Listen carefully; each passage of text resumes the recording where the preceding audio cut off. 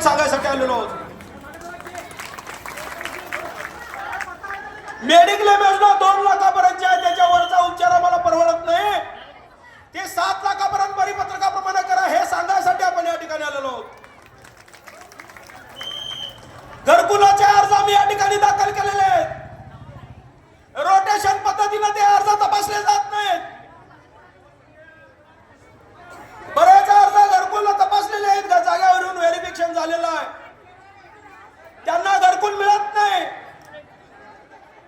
तपासणी केलेल्या अर्जाचं मीटिंग लागत नाही, मंजूर झालेल्या अर्जाचे पैसे जमा होत नाहीत. याचा जाब विचारासाठी या ठिकाणी आपण आलेलो आहोत.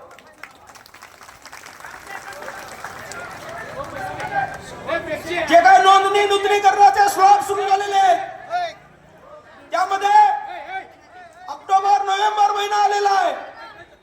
आज नोंदणी रिन्युअल केलं तर ऑक्टोबर नोव्हेंबर मध्ये जाऊन आम्ही पडताळणी करायची, तिथून पुढे अर्ज तपासले जातात आणि त्यानंतर आमची नोंदणी होते, रिन्युअल होते. त्यामध्ये मध्ये काही कामगारला दगापटका झाला, कामगार मयत झाला, त्याच्या शैक्षणिक लाभाचं नुकसान झालं तर जबाबदार कोण हे विचारासाठी या ठिकाणी आपण आलेलो आहोत.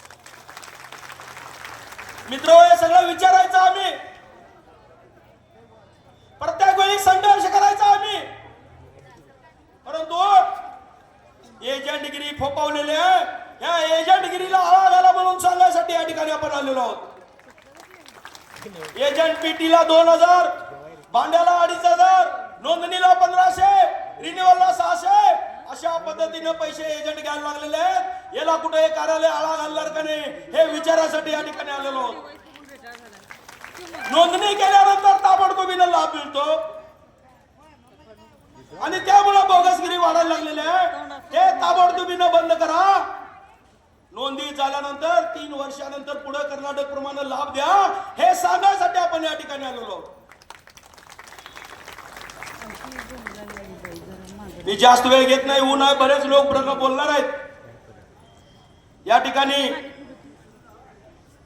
आपल्या ऑल इंडियाच्या CWFIच्या अध्यक्षा, CITUच्या अध्यक्षा कॉम्रेड हेमलता यांना मी विनंती करतो की आपल्या कामगारांना मार्गदर्शन करा.